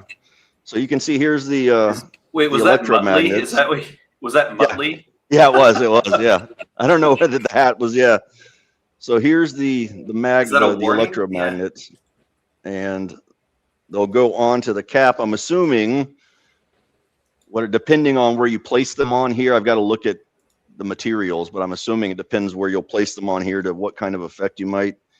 It's going to be a project, so we'll see if we can get it going eventually. It might take a little work, but do you have like an emergency contact? Right. Yeah. 911. Testing it? Are you going to be the test subject? Plug this into the 210. It's got wires that are just loose, directly connected to you. Right. It's like a Friday night in college for me. Yeah. Bro, I got a God helmet. You want to try? That was actually always my dream in grad school. I said, I'm sundown to get one of those God helmets. So should have told you something about me though. Yeah. So there's 1, 2, looks like there's 3. There's this set here of, and yeah. And let me see if I can show you guys the website that's still up, oddly enough, for the Shiva. Where is it? So were they like selling these helmets at one point? my understanding is there was a guy who made a small number of them that was working with Persinger, that he made them for other people to commercially buy or to buy for testing and stuff like that. So he made a few. Let's see, I'm in the wrong tab. Hang on. There we go. Yeah, like So I think it's kind of slightly a different version of the same thing that Persinger was. Let's see here. All right, there we go. This was the website they were selling this version at. This was probably 15, 20, maybe 25 years ago now. I don't even know, but probably, yeah, it's probably around 2000. I would guess. I don't think they. CIA card. Yeah, that's probably about 2000, late 90s. So, 2000. yeah. So hoping that the hardware that I can access will be, compatible with USB card. Yeah, laptop. You can't buy them anymore, but they used to sell them here for. And there are some. $650. Yeah. Yeah. So can someone walk me through this? Because I think it fries your brain, and then like someone is there with you, like, or something. I'm doing this wrong. Can someone just run the God helmet by me again? And for the people at home. Yeah, Jeff, would you have a good explanation? Yeah, please. Somebody give me a little rundown. I mean, it's just it's frying your brain, semi-accurate. I think it's basically just, I think it's using magnetic wave signals that are supposed to penetrate your brain and that cause these kind of effects that like could be an experience like seeing God or a religious experience. That's why it's called the God helmet. I found a little 2-minute clip that maybe will explain it. I guess let's see. There we go. Let's see. At the flick of a switch,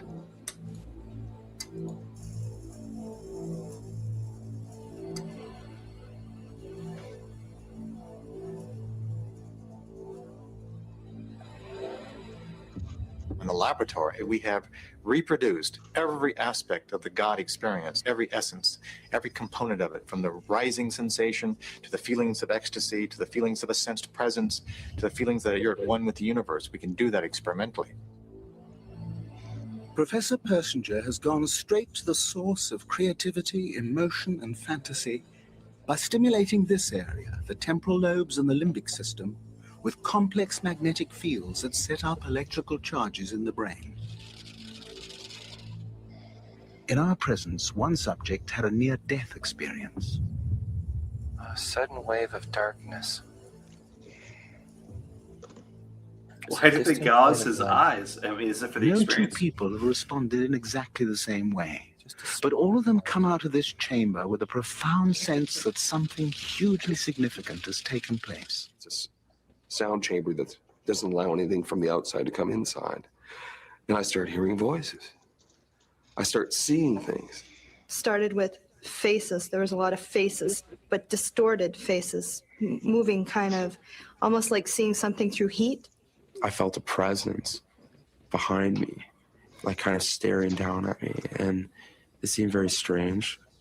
This presence was it wasn't frightening at all. It was very comforting, actually. It was like dreaming, but I was awake. Just like when you have a dream, sometimes you wake up and your dreams are just it was so real. I saw bright lights and I heard voices. Was that God speaking? Or was that Professor Persinger just flipping a few switches? What we have found is that individuals who The have fine shown a line. temporal lobe sensitivity or creativity and who are very religious, in that setting, they will have a religious experience. We can just. So what he just mentioned there was actually something I was interested in. If you have something like temporal lobe epilepsy, would you be more prone to having the experience if you had those magnets applied to your head? I don't know. Or if highly religious, as he said, or if you're, a UFO abductee or whatever else, right? I gotta say that, Mark, that video worked because I want to try this. I'm sold. That video sold me. I want to try this. I'm sweating a little bit. Yeah, I'm intrigued. We'll start a lab up and have you guys swing by. We'll test it out. I'm down.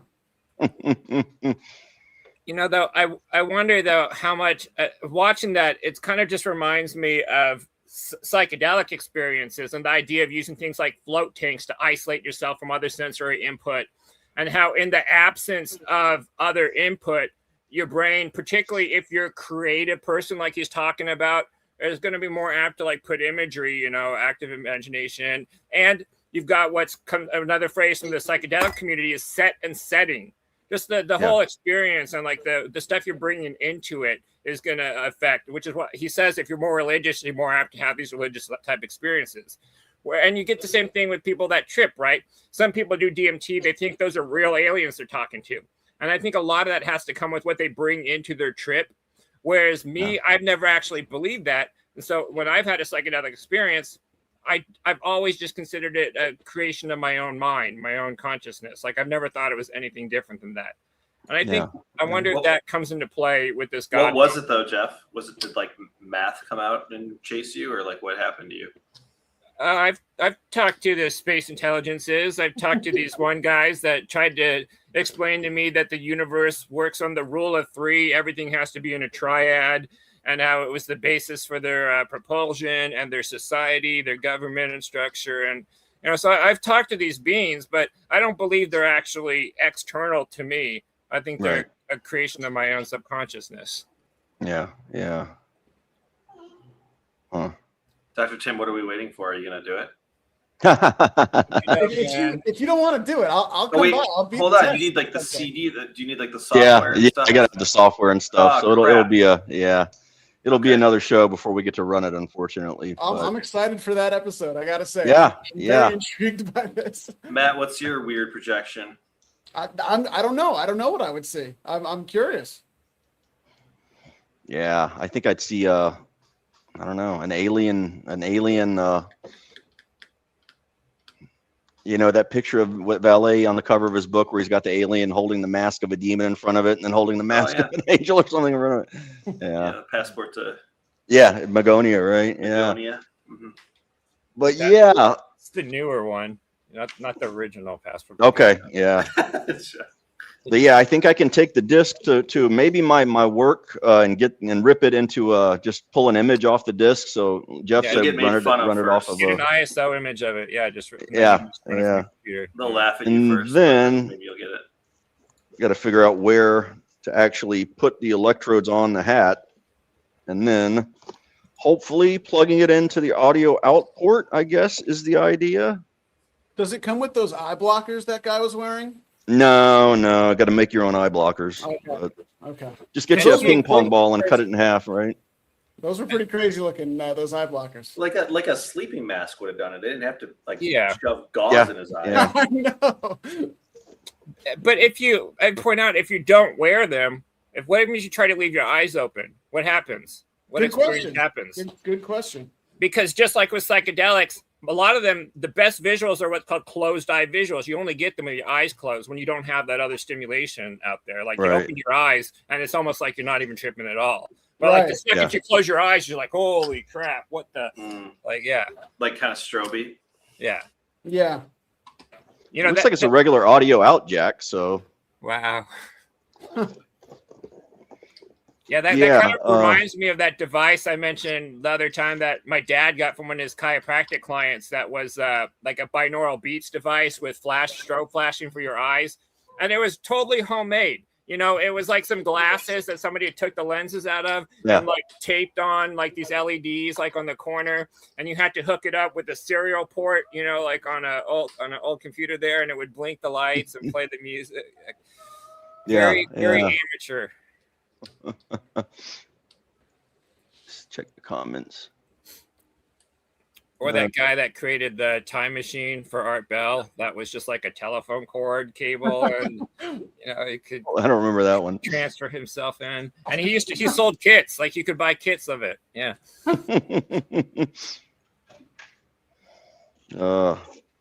So I guess guys, we better be ready, because this could be the last show UFOs are going to be. Now that the NDAs have been waived, I guess everything will be.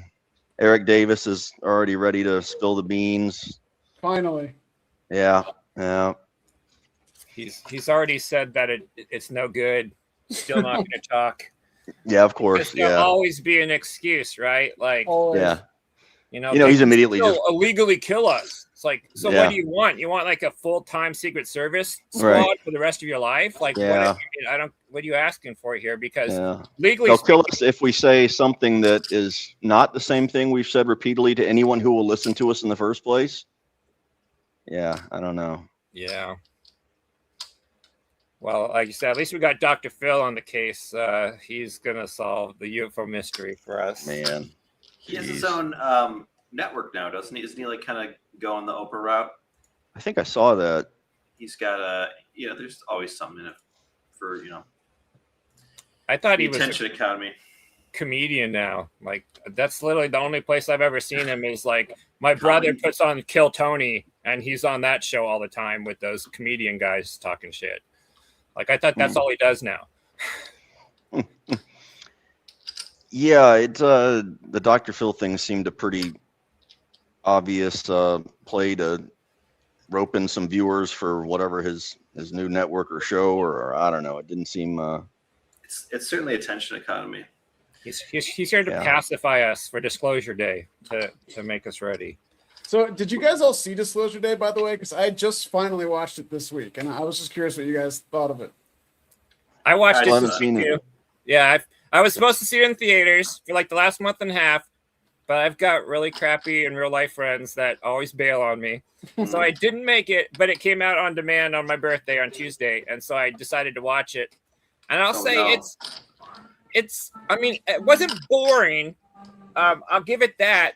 It about 1,000% too much lens flare. Like a ridiculous amount of lens flare. And I think it would have worked better as like a TV miniseries, kind of like Taken. Sure. Because it kind of was like a arc of the X-Files that they cut down for like a TV movie version. Like, it just didn't really have the blockbuster quality I expected from Spielberg. But it was entertaining enough to watch. Right. No, it was like there was like a lot of stuff going on. It keeps your attention, but it doesn't feel like a Spielberg. You feel like you're watching something that was made for TV. Yeah, like you said. Yeah. Yeah. Too tropey. Yeah. I was hoping for, Spielberg's got to have a E.T. or Close Encounters stuff. It's just, I just didn't have the same feel from what little I saw. There was like one shot of the alien at the end, and he's that gimped up alien they got to lift up out of the chair and pop him forward. And I was cracking up at that part. I was like, oh, come on. He can't just stand up. They got to have the whole chair and wheel him in. Like, I was like, this is too much. Yeah, they kind of wrap it up pretty quick too. That was kind of lame, where he's just like, I'll throw in the towel, I guess. Right. 70 years and let's just see what happens. Yeah. And this was what I thought was the most ridiculous is like they do all this, the whole movie's all about this prep that this whole team of people's doing, and they have to steal all this stuff. And then at the end, they just wheel out this alien. And I was like, wait, if you had the alien the whole time, why didn't you just wheel the alien out on the news show and boom, there's your disclosure. That's the question that's always a question, right? If you got the alien, just wheel it out, right? Yeah, well, why did you have to do all the other stuff if you have that alien just chilling in that box? Yeah. Let's see if I can. I thought they also just overdid it with the religious crap. Like the whole idea still that like, oh, it's going to ruin the world if people fight. Like, yeah, I think that's just so dumb. Like that. I don't think that was ever the case. And it's certainly not the case in 2026. No. I think we got a match, folks. There it is. Steve Vlog. Come on, man. Well. Yeah. Well, I don't know if I'm sure Jeff, you probably know him. I don't know if any of you guys know Smiles Lewis from Anomaly Archives. I know I mentioned him last week about the Mothman stuff. He said he'd come on with us here in the future sometime and very cool. hop on and yeah. What did you guys think of Brent? So I listened. He's got a million stories. He's been at it a long time. Yeah. What I didn't hear, what I was curious if you picked up on this too, is like, well, how did you guys? He's not here to ask, but what did you guys take away from it? Like hearing kind of like the 40 inside, the more like John Keel side of things. Like, how did you? We're talking about the mix of nuts and bolts and like the woo side. What was your reaction to that? So, yeah, go ahead. Just the first thing that jumps to my mind is I'm always fascinated when there's this connection between people who have died and UFO stuff. There's, obviously there have been some UFO stories with that, but it's always it seems like a very hard thing to try to figure out how it goes together, right? I mean, it's, of course, people have their ideas, but is that like trauma? If I'm not a professional here, and trauma is not an easy thing to throw around, but like it feels like an event happens and then a series of events follows. Is that accurate, or is it in the ballpark at least? It might be very complicated to break down. I think it could be sometimes, at least. I always think, especially just for the example of like the classic kind of UFO abduction thing. If I think back to my childhood, or I am a child and I live with, say, an abusive parent, maybe it's easier for me to think about the source of that abuse as some being from somewhere else than it is to think about it as the person who's supposed to be taking care of me. Yeah. But death as a religious experience too is something that kind of opens you up to like possibilities, I suppose. Whether it be religion itself or just kind of like, I'm one with, you know what I mean? Like your mind kind of opens up to like being insignificant or like a piece of a speck. I guess like maybe it's not religious, but something like that. I feel like you're just open to weird ideas. I guess like suggestibility too. Like, I think of CE5 and stuff like that. Like the whole protocol is like a meditation where it's like, relax, you're going to see a thing. And like, of course you're going to see a thing if like your intention's to see a thing and you're relaxed and you're, you know what I mean? Like, I feel like that's kind of like the openness part of it.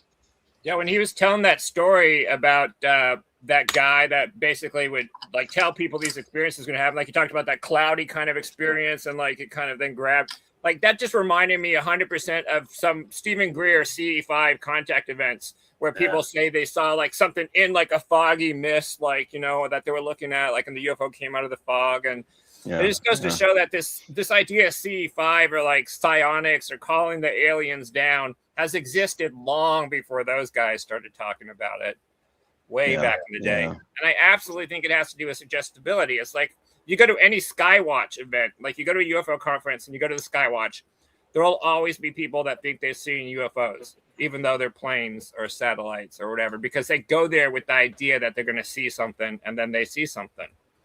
Yeah. UFOs on the brain makes you see UFOs. Yeah. And in a lot of ways, what the advice that you get from like the CE5 proponents or the, the Greer camp would be, they'll tell you kind of the exact opposite of what in therapy they would tell you, which is don't lean into your imagination about things that, we encourage people not to speculate or try to, self-hypnotize to retrieve, details about childhood abuse that they can't really nail down without, because you're just as likely to create a false memory, in those situations. So, right. Yeah. It's bad enough when the therapists are doing it and creating false memories in their own patients, which is common. I didn't hear this part of the interview too. Did you guys get a chance to ask them about like their relationship with Keel? Like he mentioned like Pudov and stuff like that. Like just wondered a third party opinion on those folks.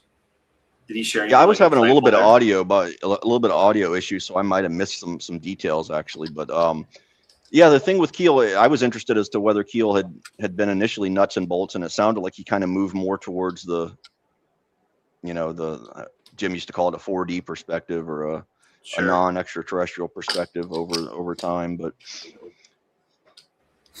Keel he wrote a lot of articles. Like he wrote for Playboy. Like he visited NICAP in April 1966 because he was writing an article on UFOs for Playboy. Yeah. Several years ago, a company called New Saucerian Press, which like the Saucerian was like Greg Barker's the company, and there's a new company called New Saucerian Press that started putting out these compilations of Keel's articles. This guy, I think Andrew Colvin or Andy something, some guy started editing these, and I've got like a stack of them. I got like a stack like freaking this big of these different Keel article books, like because he'd have articles in Argosy, Saga UFO, Playboy, mainstream magazines, UFO magazines, Fate. There's just like a whole ton of them that you can get. Yeah. I know. I'm trying to remember who it was that told me that it was Gray Barker that used to call John Keel with some of those calls that Keel would write about as being, mysterious, that they may have been Gray Barker drinking and calling Keel and putting on a show. But yeah, well, let's see. Let me check my list here.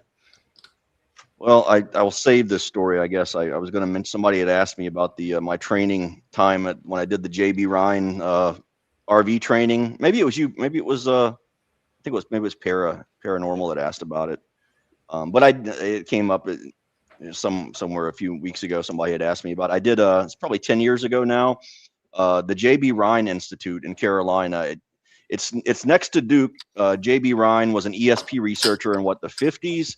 He was actually a Duke professor, but after he died, they pushed all the research out to a private entity. Anyway, Joe McMoneagle was doing a training, an RV training at the Ryan Institute. And he had was it Ed May, the guy that did the experimental the design research? I think it was Ed May was there. Anyway, long and short of it, I'm pretty skeptical of remote viewing, of course, but at the final thing, it was just a day-long thing, but the final thing was a closed session where they sealed, this envelope is sealed, and you got to draw it or whatever. And I drew something that I thought was kind of after the fact looked a little bit. I was kind of surprised it was generally looked a little bit like the target, but I mean, how do you really gauge that? Right? That's Yeah. how remote viewing works. Is that after the fact you can say, well, that looks like a fence post, and that looks like like it's close enough. There's so much subjective interpretation. Well, the weirder thing, you guys may or may not know this, but then they claim that you could actually pick the target after you've done the remote viewing because it's also not bound by time, just like it's not bound by space. So I could have you draw the remote viewing image, and then later tomorrow I could go pick out what the target is, and then we match them up, and somehow you could see through time as well as kind of lead people on. Yeah.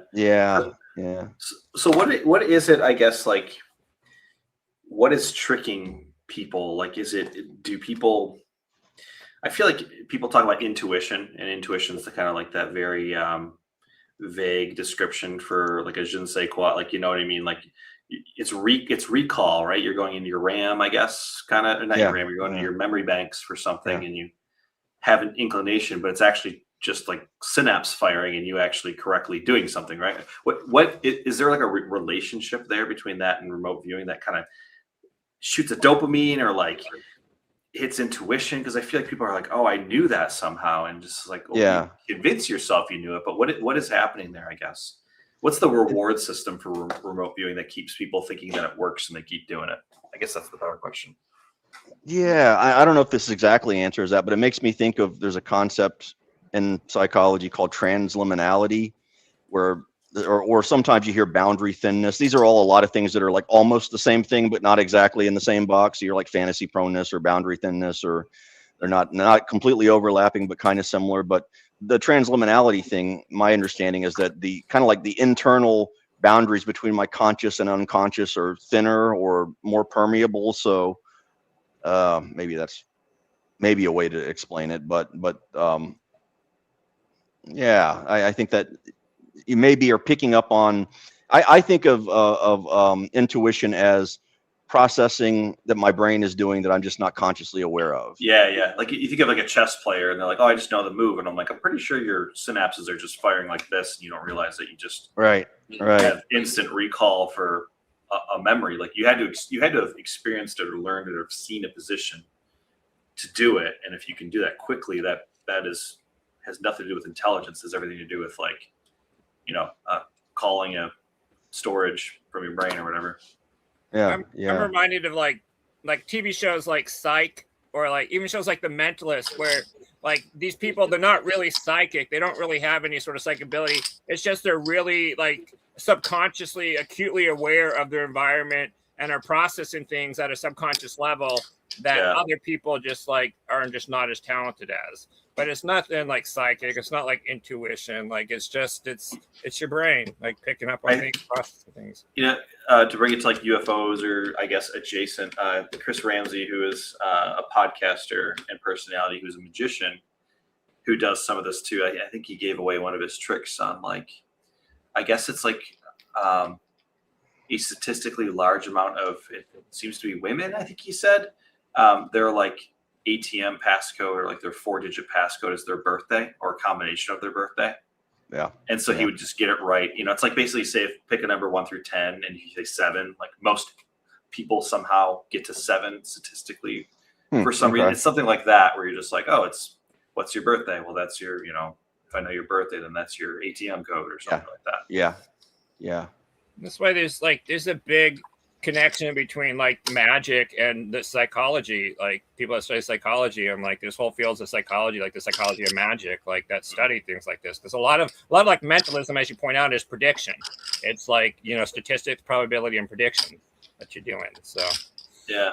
I mean, Matt, you do this probably, you're in the line of work too. Like when you're trying to tell a story, like when you're creating cuts and stuff, like you're trying to lead the witness a little bit and having people kind of anticipate the next thing, right? Yeah, you look for patterns. There's certain types of bites and pieces of dialogue that we know will fit well and land with audiences in general better than other bites. So it's like pattern recognition. Like, oh, look for a bite where someone sounds excited and says, "This is," and then add something like, "This is happening," or "This is what's really going on," because that's such a bite that hits with people in general. Yeah. Yeah. It's like completing people's sentences almost, or like they anticipate the next thing. Yeah, exactly. A lot of trailer building is really kind of finding sound bites that you know resonate with people that will just continue the story and fill in, you know, the gaps basically. Yeah. So do you start with the end in mind? Like this is the emotion, or like how do you end with it, I guess? Or like how do you strategize? You're like, I want them to be sad, or I want them to be pumped, or I want them to be whatever. You know, it's a little bit the way it kind of works is they send you the show or the movie, you watch it, you get a feel for the vibe, and then maybe 2 or 3 editors go at it at 3 different ways.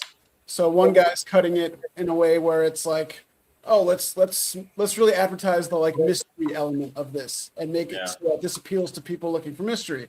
Another editor will go at the angle of, oh, let's make this appeal to women, because this is a movie that should appeal to women, and we should find bites that and scenes that really show off things that resonate with women. And then the third guy will maybe just try something totally random and just go through the movie and look for things and just kind of start putting them together like a puzzle. And he'll end up with something that either works or maybe it doesn't. What's the easiest emotion you can get like someone to feel like through a trailer? Good question. Good question. The hardest is probably comedy, and to get a good laugh. There's no more comedy movies anymore. Right. The hardest I'd say is cutting a comedic trailer for something. Those are harder and a bit rarer. Easy, I would say, is like just drawing intrigue, like making something seem more intriguing than it is. Yeah.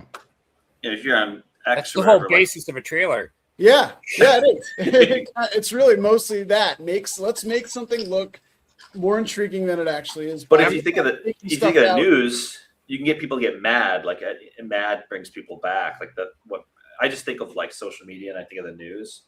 And if you say something that triggers someone, trigger usually means it's going to like cause a angry, maybe not angry all the time, but certainly like a fight or flight, like a reaction. That's a different kind of like entertainment strategy. That's like a let's generate buzz, controversy. So let's stir anger, let's stir engagement. Trailers, you're not really doing that. Trailers and ads for shows, at least, you're really they really don't want you doing that. They want you trying to suck people in ways that are like really inviting and relatable, basically. Yeah, wanting and longing. To make you think of a C level movie is actually a Oscar-winning movie that you want to see. Because how many trailers have you watched that the trailer was like, oh my god, that looks awesome? Then you watch the movie and the movie just sucked. It was like, how is this? It happens all the time. It happens all the time where we'll make a trailer and we'll be like, this is a dog shit show, but let's make this thing look awesome. And it will in the trailer, and everyone who worked on it will have hated it. What's the perfect example of that? The only movie I've ever walked out on is probably comedies. I've walked out on comedies that weren't funny.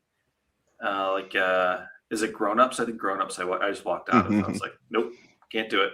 There was a movie called Push. I remember I saw when I was a kid or like a middle schooler, and the trailer made it look kind of intriguing. And then by 20 minutes in, I think I walked out because I was like, I hate this. Is that the one with Chris Evans in it? I think so. Yeah, I think that's it. They could push people with like your. Yeah, that's it. Oh my god, I remember this one. That's it. The trailer got me intrigued. I saw it. I walked out in 20 minutes. It's a movie literally about pushing people with your brain. Yeah. It's like the Jedi Force push, but it's just that one power. All right. Yep. No, we don't have money for special effects, so you're just gonna have to pretend like you got pushed by. Like you felt. Yeah. Yeah. Well, speaking of kind of related to talking about expectation and all that kind of stuff, this popped in my mind since we were talking briefly about valet. I think it was. I seem to remember he had asked Whitley Strieber to change the cover of the communion book for the international version because he wanted to see if it would change the abduction reports that came in from people in those countries. My recollection being that Whitley said he didn't want to do that because he was afraid it would hurt the sales of the book in the other countries. But that would have been interesting, right? To see if you changed it to a different kind of entity, if you'd have people reporting that instead of the big-eyed, gray or whatever you'd call Strieber's thing. But because how many people have used that book cover to say that kind of made them remember something? Like everyone, Gary Nolan, I believe, to like a lot of these people, like they say seeing that book cover like in a bookstore or something like was like a light bulb to them and it kicked something off. It was a trigger, yeah. I've heard somebody. Go ahead, Matt. Sorry. I was just gonna say I've heard the same thing Jeff was just saying. I always hear, I saw the book cover, it drew me right in. Yeah. Somebody posted on Twitter recently in response to something Gary Nolan he had described, and I haven't read all of his story about riding a bicycle as a kid and seeing an alien or whatever. But anyway, the person had quoted his tweet and said, "Aren't these descriptions of the same thing? It sounds like sleep paralysis." And it was like, yeah, people can be intelligent, quote unquote, and still not be able or willing to discern something that should be. I mean, wouldn't it be odd if aliens abducted people and the encounters with that were identical to natural human phenomenon like sleep paralysis? I mean, it'd be kind of a big coincidence if aliens did the exact same thing that. Well, wait till you put your God helmet on, Dr. Tim. Right? Yeah. You tell us all about sleep paralysis. Yeah. Well, I've experienced sleep paralysis a bunch of times. Have you really? Wow. Yeah, and it's I've experienced the feeling of a presence in the room, and it's usually, in my experience, it feels like an evil presence, just something that's just like wrong, that's like evil, and it's not supposed to like be there. And I've also felt the old Hague phenomenon where it feels like there's a weight on your chest, like you can't move, it's holding you down. Like somebody's sitting on you and you can't get up, but you're still semi-consciously aware of your environment.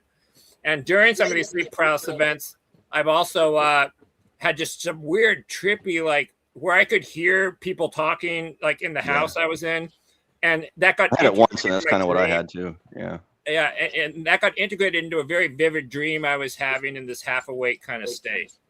It's trippy. I could see how you'd think it was aliens, like if you didn't know any better. So when you're having like a terrifying experience where you're like, oh, you just wake up, you're like, no, this is sleep. Do you just critically think through your terrifying experience, Jeff, or what do you? That would just bother me, even if I knew it was fake. It would take me probably like hours to shake that. What usually happens is like you're in this kind of half wake, half sleep state for a while, anyways, and that's where all this stuff is going on. And then eventually you wake up more and you come to, and you still kind of have like an overwhelming sense that like, oh man, what was that? It was like a hangover, with me. But like, I think, that was a crazy dream. So crazy sleep paralysis kind of event. But it's a weird experience. It's trippy, and it feels very real at the time. Like it feels. I worked in a mostly black college in Atlanta when I taught college in Atlanta, and we talked a little bit about this as part of the psychology course. But in their culture, they call it being ridden by the devil. It's primarily like a black thing. They think about it as the devil who's climbed onto you at nighttime and is sitting on top of you. It's all like a lot of cultures have Yeah. Like an evil Yeah. presence that sits on top of it. There's a famous painting that's like a little kind of devil goblin guy sitting on a chest of a lady going through sleep paralysis. But it's crazy. It also happens a lot. People can have sleep paralysis more that are on pain medications. I've noticed this. A lot of my earlier experiences were when I was like on Vicodin from a dental thing. Like after that, like when I was a child, when I would have this happen. And so like there's medications you can be on that can cause you to have more sleep paralysis experiences as well. I think particularly if you're coming off of opiates, it also like there's a lot more experiences with sleep paralysis. Yeah. Just interesting that that for someone who you would think would have the knowledge base, talking about Gary Nolan, to be able to differentiate between something completely normal or or not. But yeah. The problem is a lot of the times it's the really smart people that are more able to trick themselves because they're so confident that like they couldn't be wrong about this, like that, that they can think through it, like that they con themselves basically. It's like a Jack Parsons thing where you're just like, you're a rocket scientist and then you're also like, I'm doing alchemy, like almost like maybe God complex is too harsh for him, but like almost. Yeah, like you have supernatural capabilities that go beyond just your knowledge of just physics. You can do alchemy now. I don't know what it is, but it happens all the time. And maybe it's ego. I don't know. It's really interesting. But it's certainly a pattern that keeps going, and it perpetuates everything. Because then you're like, that guy, Gary Nolan. He's an appeal to the appeal to authority. He's a professor and he's top of his game and he's saving the world, and also he says this, so it must be right. Right. I think George Hansen, the guy that wrote Trickster and the Paranormal, I think he had pointed out once that academics that enter this topic are actually more likely to get like trapped by like the woo and the nonsense and the fringe than like normal people that enter this topic. Whereas you might think like with their background, they'd be better able to process like the bunk, they'd have better media literacy and critical thinking skills. It just does not seem to be the case when people enter the UFO topic. Yeah, similar to John Mack, who, as I said before, he was a brilliant guy, but he was almost completely wrong about UFOs, in my opinion. Right. Yeah. And this thing with like Nolan, like I'm not disputing he's probably a brilliant guy when it comes to his medical research stuff. Like I'm not saying he's not, like as far as that. But time and time again, we've seen that just because somebody is like brilliant in one area doesn't mean they can't have obscure fringe beliefs. Like Linus Pauling had a Nobel Prize, but he was a health wackadoo that believed all sorts of nonsense about like mega doses of vitamin C. So you can have an expertise in one thing and be a complete nut job in a completely different category. Whereas Jim Moseley used to say about we were talking about, gosh, who was it? Stubblebine, I think we were talking about. Anyway, point being, it remains the same. He said, just because you're in the military, even if you're high ranked in the military, doesn't mean you can't believe in crazy things, right? You can't be crazy as hell. Stubblebine was literally trying to walk through his wall, and I guess like sometimes that's it. You could argue it might be required to push the boundaries of thinking. I think Hynek said that too, where he had his accretionism Fate magazine kind of beginning, and then I think he chose astronomy because he's like, I want to see what the limits are to science. So it's kind of like a genuine mix of like, what is the bubble or the fringe and what comes after. Maybe it's that. And then even Hynek, he wasn't as skeptical of a dude as people want you to like actually believe he was. Like everybody in UFOs, everybody loves the skeptic to believer arc. Like, oh my gosh, you convinced the skeptical scientists that they're believer. But ultimately, you find out these people like were not actually as skeptical as you were led to believe. Like they were always kind of in the same camp. Yeah, he was doing a job to be a critical thinker. And as a scientist, you turn that on. But like, I'd love to go outside and see something weird. Like like hop in the car with Matt and go down to Jersey and check out some weird drones. There's nothing wrong, and we laugh about that, but there's actually nothing wrong with that. I still look up in the sky. I'll see weird stuff. I don't know what I'm looking at, but I'm just not going to string together a story and try to make it all make sense like that. That's a bridge too far for me. I'm okay with not knowing. I've spent a lot of time looking at the sky, like on all my road trips, like thousands of hours at hot spots, famous case locations, looking at the sky. And even to this day, occasionally I'll see something that might initially like trick me up. Like, what's going on? Like I once spent like an hour chasing this light around like this rural middle of nowhere, Nevada. Turned out it was a barn light on a tower. Oh, wow. And it was like this weird parallax effect in the middle of the night, like where I couldn't see like the tower. And like, I thought it was chasing me. And, and this was as a skeptical, like UFO dude. So like even experts, even astronomers can be confused by like things they see in the sky because there's more than just that domain knowledge. There's all sorts of like perceptual and visual illusions and cognitive errors that like pop into play that like, just because you're an astronomer doesn't mean you know all that kind of stuff, for example.